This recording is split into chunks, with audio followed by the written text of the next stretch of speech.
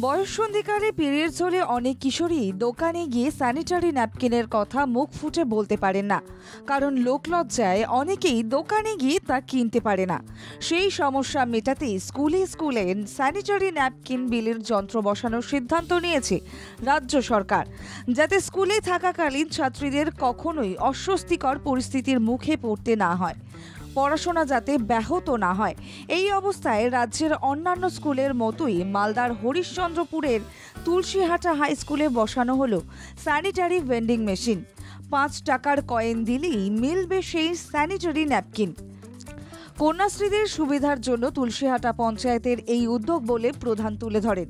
মেশিনটা লাগানোর কারণ এটাই হলো যে এখানে যে গ্রামগঞ্জ থেকে বিভিন্ন বাচ্চারা আসে, এসে যে হঠাৎ করে শরীর খারাপ হয়ে যায়, তো ওরা যেন এটা স্কুলে এসে এই 5 টাকা কয়েন দিয়ে ব্যবহার করতে পারে কম টাকায়, সে দোকানে পারে না, ওদের জন্যই এই ব্যবস্থা করা। 2018 সালে অক্ষয় কুমার অভিনীত চলচ্চিত্র প্যাডম্যানে এই বিষয়ে বার্তা দেওয়া হয়।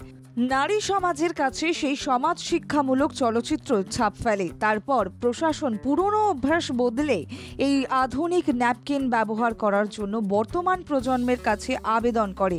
তাতে অনেকটাই সুবিধা হয়েছে। এখন জেন জেড ন্যাপকিন ব্যবহার করেই পড়াশোনা থেকে ব্যস্ত জীবনে তাদের জীবনধারা বজায় রাখতে পারছে। শিক্ষকরা এই প্রয়াসকে খোলা মনে সাধুবাদ জানিয়েছে। আমাদের বিদ্যালয়ে প্রায় 3000 ছেলেমেয়ে, তার মধ্যে 8, 9, 10, 11, 12 তাদের মেয়েদের জন্য খুব এসেনশিয়াল। এই জন্য আমরা আমাদের স্কুলের পক্ষ থেকে, আমাদের ছেলে মেয়েদের পক্ষ থেকে, অভিভাবকদের পক্ষ থেকে পশ্চিমবঙ্গ সরকার এবং তুলসীহাটা জিপির সমস্ত কর্মকর্তা এবং উদ্যোগপতিদের আমরা ধন্যবাদ জানাচ্ছি। এই ভেন্ডিং মেশিন উদ্বোধনের পর খুশি ছাত্রীরাও তাদের মতো অনেকেই দূর দূরান্ত থেকে স্কুলে আসেন।